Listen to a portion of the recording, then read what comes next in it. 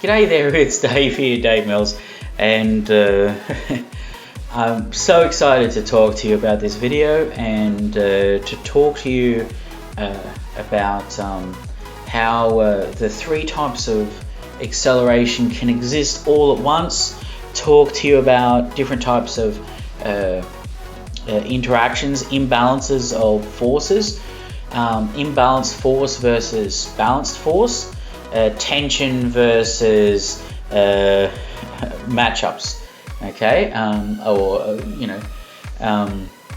ways of looking at the different forces in a position.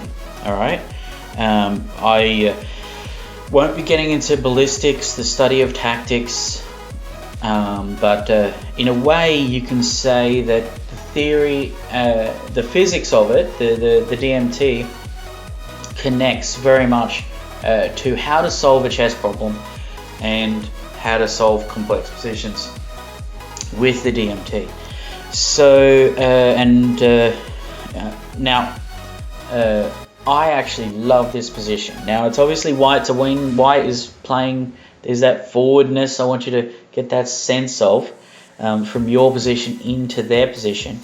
And now the first thing to note here is that what move was Black's last move? Black's last move probably was the move that has allowed this position to occur. It's actually by moving a pawn in front of your king, right? You weaken squares. Now remember a minor center of gravity, okay? The square at g6. Let's just talk about the squares around the king. By playing h6, attacking the bishop, Black has done a type of acceleration, type 1. Now that knight at e7 is pinned to the queen. It's retarded. It's not really defending g6, okay? That's an important point. So the pawn at h7 was actually doing something, okay? It was actually guarding g6. Also a point of note is that, look at the development count, all right?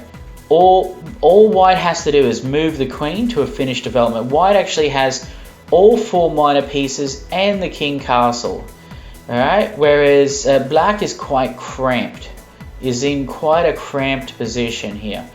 And this playing, you know, you want exchanges obviously when you don't have space. So I mean, I can understand h6, and but it wasn't really understanding the position. White with the bishop at b3, the light squared bishop, is retarding the f pawn. The f pawn isn't defending g6. The knight on e7 isn't defending g6. Okay, so but the pawn on h6 is attacking the bishop. It is an acceleration of type 1. It's threatening the bishop. And so, I mean, you could look at a line, knight to g6, attacking the rook. The knight on, I enter the knight on e7. The knight on g6 is perfectly safe because, you know, the f pawn is retarded, the knight on e7 is retarded. But then h takes g, the h pawn takes the bishop, lops that bishop off, and then you take the rook, and you're in the position now where a pawn is attacking your knight at h4, and you have a knight on you have a knight on f8. So yeah, it's not a good position. White doesn't get the bang for the buck. Okay, and so obviously this position here. Remember, retardation is a form of acceleration, a type 2 acceleration. Okay, and also that bishop has no negative movement range, right? I mean, it can't move to f4, it can't go back to h4. I mean, Black's actually thinking, well, he can't really move, and if he, after bishop takes e7, queen takes e7, I'm actually getting more space, I'm freeing things up. my queen's hitting on the loose knight on h4, and so on. And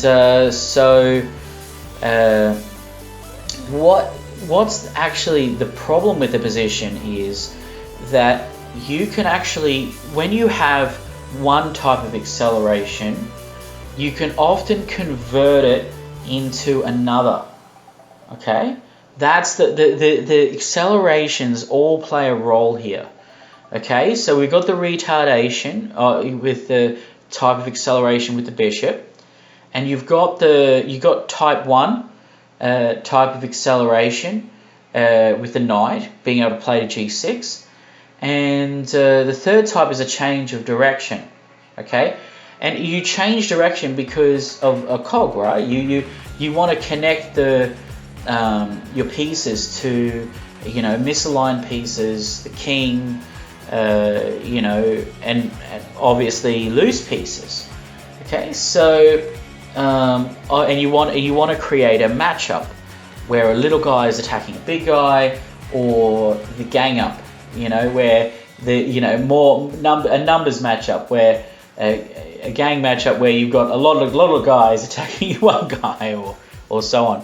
And it's easier to match up when you've got that retardation, right? See how they all play a part together. So in this position here, there's also a certain amount of pattern recognition. The bishop is threatened. You want to actually convert your one type of acceleration into another and keep that acceleration going. Keep accelerating. Keep changing that velocity and increase the momentum of your pieces. Okay, so the bishop takes the knight at e7. I mean, it's also got bishop takes h6, don't forget, but your queen can't really come to g4 with check, it's a bit slow. So here, bishop takes e7. All right, queen takes e7 is the only move. If your queen moves to, say, d7, just moves up to that light square, then obviously you just lop that rook off and you've got a free piece and you win the exchange. So bishop takes e7, it's a forcing move. It's actually an acceleration. Threats, checks, and captures are forcing moves. You've actually accelerated your position. So bishop takes e7, queen takes, and now that the queen is at e7, everything is different. We've still got that retardation. We've still got the bishop pinning the f pawn. The knight, pin knight, was definitely looking at g6, but obviously it was pinned. And so now that the queen's on e7 and the rook is on f8, that is a misalignment. Whenever two major pieces are close like that, they can be pinned, they can be skewered, they can be forked. In this case, it's just a simple, elegant knight fork, all made possible because of h6, pawn to h6, weakening the square, and that is a minor cog, that weak square at g6. Okay, and you want to look at the weak squares around your king. Obviously your king is a major center of gravity. The king, everything is being pulled in towards this king, and so bishop, and always forward. And another beautiful thing about the knight to h4 is, I always say knight on the rim is dim, but if you swing wide to go inside, and that's what it's done. All right, looking at those weak squares at f5 and g6. Now, obviously, bishop takes e7, queen takes e7, knight g6. The queen has to save herself. Save me, Shirley, save me. And the knight obviously wins material at that point, because the knight's worth 3 and the rook's worth 5. And just in a simple sense, you have a matchup now where the knight is doing a double attack. It's attacking the queen and the rook, and it's actually a value matchup. The value of the knight is an imbalance, the imbalance of forces. Okay, the knight obviously is worth less than the queen and rook, and obviously remember, it's a principle. Isn't just a principle of attacking two cogs. Here it's the misalignment and also the weak square at g6. Why is it weak? Because your bishop is actually accelerating your position through retardation of your position. So that's an important point to make. And also superior development means superior momentum. Okay, obviously the bishop has is much more active at g5 than the bishop at c7, and so you're just comparing pieces. I mean, it's just White's momentum has led to a win of material through moving pawns in front of your king, and also having that retardation of the pin knight and the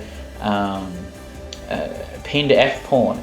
That retardation on your ability to accelerate means it kills your momentum, and so White's actually, knight. I think knight to h4, h6. I mean, I like to make deductions about the past from the current position.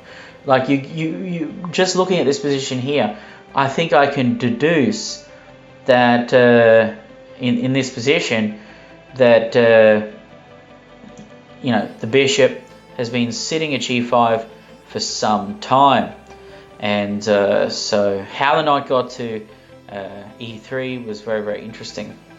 So you can make deductions about the past logically, and I think it went something like knight to h4, h6, bishop takes e7, queen takes e7, knight g6. The queen obviously moves, and I think the queen may even move.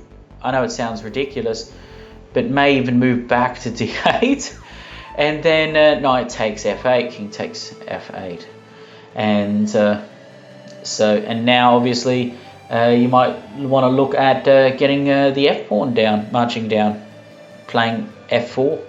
Now I'm starting to infer about the future. So using reason, and the reason is you want to open the f files because the king's on the f file now. All right, and it just sort of plays itself. Opening up the f file, open the file, so the knight to f5 moves with force, and it's a fantastic. I think it plays itself. Now, finally, I want to say that about how the three accelerations work together. I want to bring you to the point about development. Okay, and I want to just remember development is a change of momentum. Okay, and a change of momentum, and in a way you've actually changed their momentum with retardation. Okay, and so if you're retarding their position, you're actually accelerating your own. It's a very important way of looking at it, and why the DMT has such richness and value to offer you. Okay, and so you want to increase your momentum and change the velocity of your position.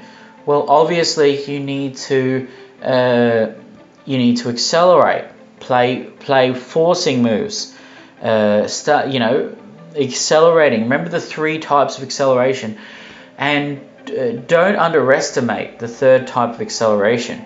And think about it like the weaknesses and strengths of the position are like, there's this gravity to them. There's a force to them, pulling your pieces into those positions. Okay, and so in the next video, I'm going to talk to you about, continue talking to you about velocity, acceleration, development in chess. I'm going to talk to you also about development and how that can lead to victory, and understand development is basically it's force times a change of tempo.